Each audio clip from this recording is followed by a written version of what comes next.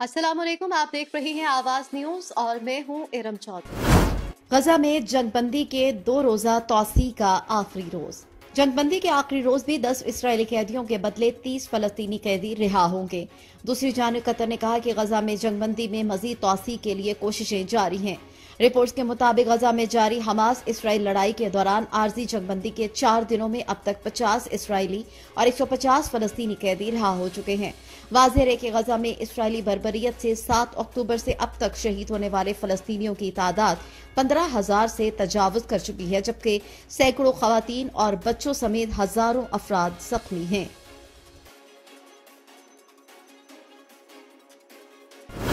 गजा में मुकम्मल जंगबंदी के लिए कोशिशें बढ़ा दी गई। कतर की वजारत खारजा के तर्जुमान माजिदुल अंसारी ने कहा कि कतर मुतल्लिका अफ्रीकैन के साथ जंगबंदी में तौसी के लिए काम कर रहा है। दोहा में प्रेस ब्रीफिंग के दौरान उन्होंने कहा कि गजा में 4 रोजा जंगबंदी में कुल 69 इसराइली रिहा हुए। गजा में मुकम्मल जंगबंदी के लिए कोशिशें बढ़ा दी गई। गजा में मुसलसल इंसानी इमदाद यकीनी बनाना चाहते हैं। ये भी कहा कि कतर ने गजा के लिए 910 टन इमदादी सामान से लदे 27 तैयारे मिस्र भेजे हैं। ईंधन पर पाबंदियां, इमदाद की फराहमी में रुकावट। यूरोपीय यूनियन के कमिश्नर बराए क्राइसिस मैनेजमेंट जेम्स लेनार्ट ने कहा कि इसराइल की गजा में ईंधन पर पाबंदियां इमदाद की फराहमी में रुकावट हैं। यूरोपीय यूनियन के ममालिक और इमदाद फराहम करने वाले इदारों के इजलास के बाद ब्रसेल्स में सहाफियों से गुफ्तगू करते हुए जेम्स लेनार्ट ने कहा कि हम गजा में ईंधन फराहमी में इजाफे का मुतालबा करते हैं। यूरोपीय यूनियन के कमिश्नर बराए क्राइसिस मैनेजमेंट का कहना था कि इंसानी इमदाद तक रसाई पाबंदियों की नहीं, जरूरियात की बुनियाद पर होनी चाहिए। उन्होंने कहा कि गजा में पहुंचाई जाने वाली इमदाद नाकाफी है। एलन मस्क को गजा के दौरे की दावत। हमास के सीनियर रहनुमा उसामा हमदान ने सोशल मीडिया साइट एक्ट के अरबपति सरबराह एलन मस्क को गजा में इसराइली फौज की बमबारी से होने वाली तबाही का जायजा लेने के लिए दौरे की दावत दे दी। बैरूत में प्रेस कॉन्फ्रेंस करते हुए उसामा हमदान ने कहा कि एलन मस्क इसराइल के बाद गजा का दौरा भी करें और इसराइल के हाथों लोगों को कत्लेआम और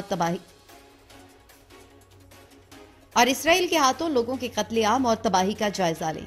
उन्होंने मजीद कहा कि 7 अक्टूबर से अब तक इसराइल ने गजा में लोगों के घरों पर 40,000 टन से ज्यादा धमाका खेज मवाद गिराया। एलन मस्क ने पीर के रोज इसराइल का दौरा किया था। एलन मस्क इन इलाकों में भी गए जहां 7 अक्टूबर को हमास ने ऑपरेशन तूफान अल अक्सा किया था। इसराइल गजा में अपना कोई भी मकसद हासिल नहीं कर सका। हमास के तर्जुमान उसामा हमदान ने कहा कि इसराइल गजा में अपना कोई भी मकसद हासिल नहीं कर सका। इसराइल गजा में अस्करी और सियासी दोनों लिहाज से बुरी तरह से नाकाम हुआ। लबनान की दारकूमत बैरूत में प्रेस कॉन्फ्रेंस से खिताब करते हुए उसामा हमदान ने मजीद कहा कि जमीनी कार्रवाई में हलाक इसराइली फौजियों की जो तादाद बताई गई वो तादाद से कहीं ज्यादा है। उन्होंने कहा है कि इसराइल के 1000 से ज्यादा फौजी जख्मी हैं। दुश्मन का नुकसान आने वाले दिनों में मजीद बढ़ेगा।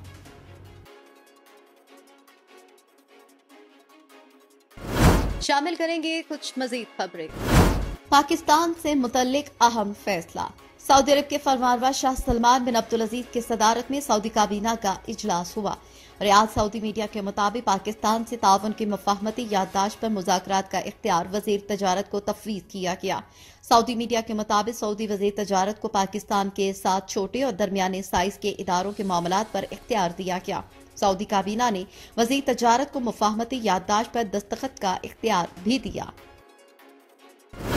आलमी माहौलियाती कॉन्फ्रेंस में इसराइली और फलस्तीनी सदूर भी शिरकत करेंगे। दुबई में माहौलियाती कॉन्फ्रेंस से जुमे को इसराइली सदर इसहाक हजरूक का खिताब होगा। उसी रोज फलस्तीनी सदर महमूद अब्बास भी कॉन्फ्रेंस में खिताब करेंगे। खबर एजेंसी के मुताबिक फलस्तीनी सदर का खिताब इसराइली सदर के खिताब के कुछ देर बाद होगा। आलमी माहौलियाती कॉन्फ्रेंस 30 नवंबर से 12 दिसंबर तक दुबई में हो रही है। 140 से ज्यादा ममालिक के सरबराहान 30 नवंबर और 1 दिसंबर को कॉन्फ्रेंस से खिताब करेंगे। चेयरमैन पीटीआई की जमानत में 6 दिसंबर तक की तौसी। रावलपिंडी की एहतसाब अदालत के जज मोहम्मद बशीर ने तोशाखाना केस में चेयरमैन पीटीआई की जमानत में 6 दिसंबर तक की तौसी कर दी। अलकादर ट्रस्ट 190 मिलियन पाउंड और तोशाखाना केस में जमानत की दरखास्तों पर अडयाला जेल में समाअत हुई। दरखास्तों पर समाअत एहतसाब अदालत के जज मोहम्मद बशीर ने की। अदालत ने अलकादर ट्रस्ट और 190 मिलियन पाउंड केस में बुशरा बीबी की अबूरी जमानत में भी 6 दिसंबर तक की तौसी कर दी।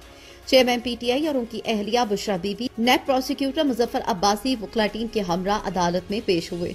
इसके अलावा चेयरमैन पीटीआई और बुशरा बीबी के वकील लतीफ खोसा भी अदालत में पेश हुए।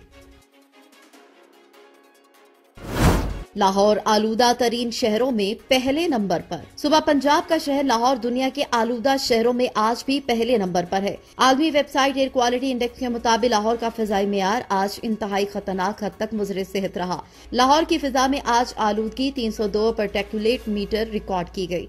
दूसरी जानिब सुबह सिंध के शहर कराची का फिजाई मेयार भी मुजरे सेहत है। एयर क्वालिटी इंडेक्स के मुताबिक कराची आलूदा तरीन शहरों की फहरिस्त में चौथे नंबर पर है।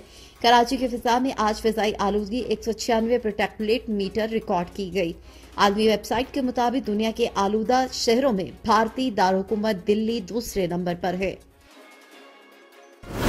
माल में आग लगने की इंक्वायरी के लिए दरख्वास्त पर तहरीरी हुक्म जारी। सिंध हाई कोर्ट ने राशिद मिन्हाज रोड पर वाक़े शॉपिंग मॉल में आग की इंक्वायरी से मुतालिक दरख्वास्त पर तहरीरी हुक्मनामा जारी कर दिया। सिंध हाई कोर्ट ने हुक्म दिया कि इदारों और हुकूमत से उम्मीद है कि वाक़े की इंक्वायरी करवाई जाएगी। वाक़े के जिम्मेदारान के खिलाफ कानून के मुताबिक कार्रवाई की जाएगी।